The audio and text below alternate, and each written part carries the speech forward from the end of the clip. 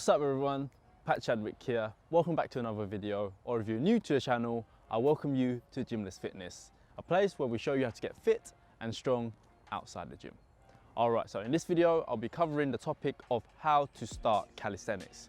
This applies for two groups of people, so those who are at the beginning of their fitness journey, so they haven't exercised regularly beforehand, and for those who are active in their fitness journeys, who go to the gym or participate in team sports. So I'll give you three key advices that you should take away so that you'll be able to progress in calisthenics drastically, to be able to do more advanced skills such as the handstand push-up, the front lever, the back lever, and the muscle up. So point number one is to practice the fundamentals, also known as the basics. So what are they? Well, they are your pull-ups, push-ups, and dips. Why? Because this will develop your upper body strength that is required to practice calisthenics. I'd highly recommend you to get really proficient with this, as this will act as a stepping stone for you to be able to progress onto more advanced skills, as I previously mentioned.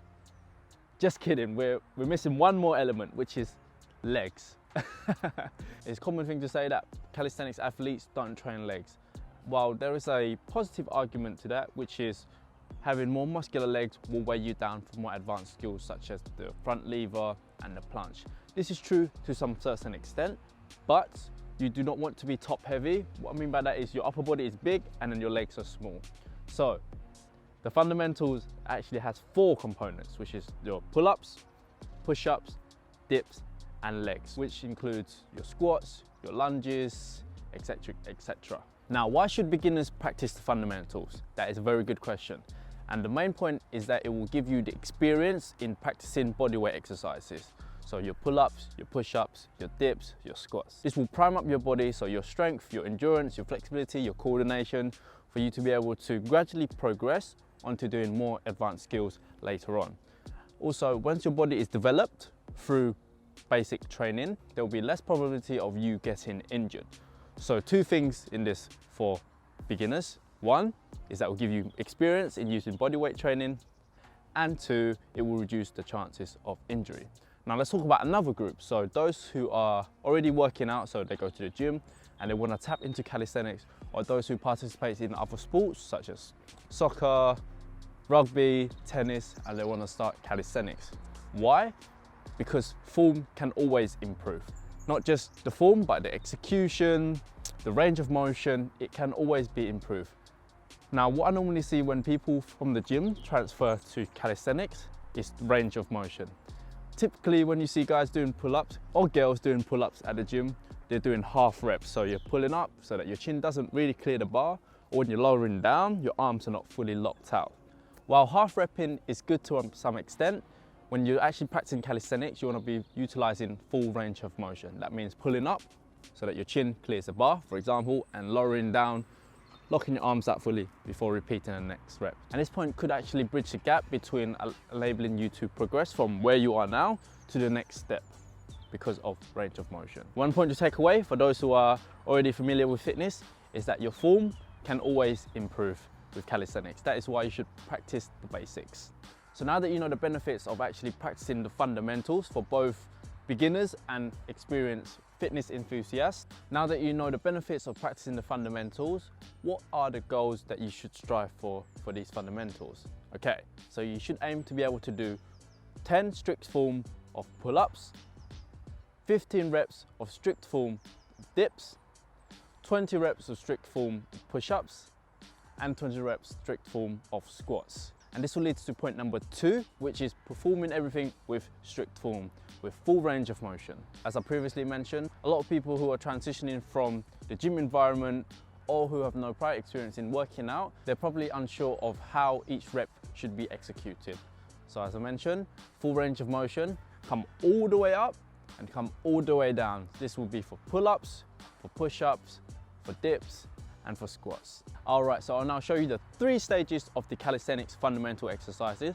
So beginners fundamental calisthenics exercises, intermediate level fundamental calisthenics exercises, and the advanced level. So for those who have no prior training experience would be at the beginners, and for those who have a little bit of training experience, and for those who do work out regularly, stay tuned for the intermediate and the advanced level. So the first exercise, we're going to be working on our pulling element, which is called the wall pull-ups.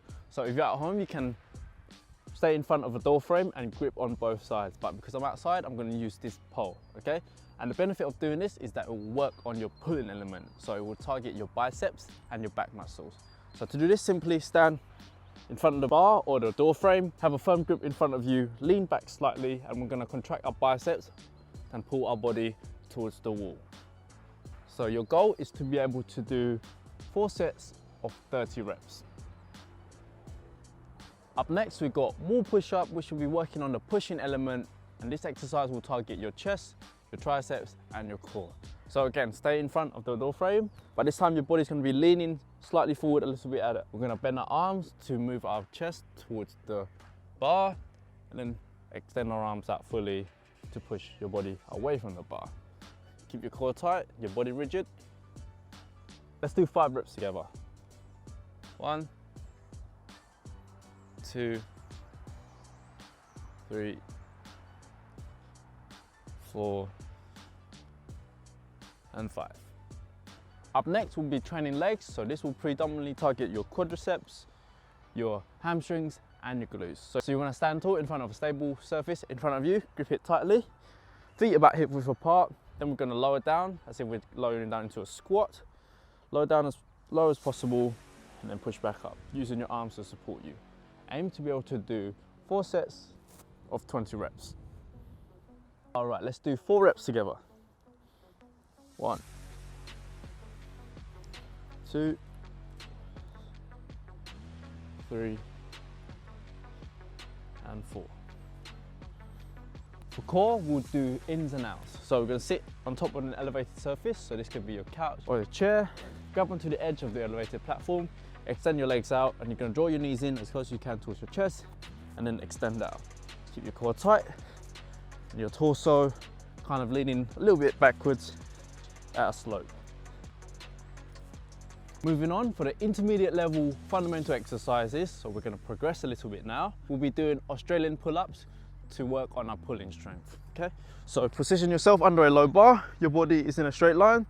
We're going to pull our chest as close as you can towards the bar, and then lower down, keeping your core and glutes tight.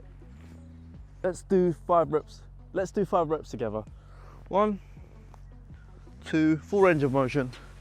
3, 4, and 5. Up next, we've got knee push-ups, so this will target your chest and your triceps. Aim to be able to do 4 sets of 20 reps. So on all 4s, with your knees and your feet upwards like this, lower your chest down towards the ground, keeping your core and glutes tight, and then extend. Ensure full range of motion. Squeeze at the top. Let's do 5 reps together. 1, 2, 3, 4, and 5. For legs, you can progress onto air squats, aim to be able to do 4 sets of 20 reps. So I'm standing tall, feet about hip width apart, toes pointing slightly outwards, extend my arms out, lower down into a squat, keeping our torso upright, and then extend our legs, push back up. Squeeze your butt at the top position. Let's do 3 more reps. 1, I'm keeping my core tight and torso upright. 2, and 3. Up next, we've got assisted dips. This will target your chest and your triceps also. Okay, so aim to be able to do 4 sets of 12 reps. So you'll be using a parallel bar, keeping your feet on the ground. We're gonna lower down by bending the elbows and then push back up, using our feet as assistant to push our body back up. All right, let's do 5 reps together. 1, 2, 3, 4, and 5. For core, you want to be able to do hanging leg raises. Aim to be able to do 4 sets of 20 reps. So again, we'll do 5 together. This bar is quite short, so it's going to be a bit tough. 2, 3, 4, and 5. The fourth fundamental, which is legs. So we can do normal bodyweight squats. So let's do 3 reps together. 1, 2, 3. And as you become stronger, you can move on to doing jump squats. 1. So that was the beginners and the intermediate foundation exercises for calisthenics. Let's move on to advanced. So remember, it's pull-ups, push-ups, dips, and squats. We want to be able to do 10 strict form of pull-ups. That's the goals. So no half repping. So hanging, locking my arms out, pull up until my chin is above the bar, lower it down, locking my arms out fully before repeating the next rep. For dips, you want to be able to do 15 reps of strict form. So let's do 5 reps together. Full range of motion. 1, 2, 3, 4, and 5. For push-up, we're going to progress from knee push-ups to be able to do full body weight push-ups, okay? So aim to be able to do 4 sets of 20 reps. So let's do 5 together.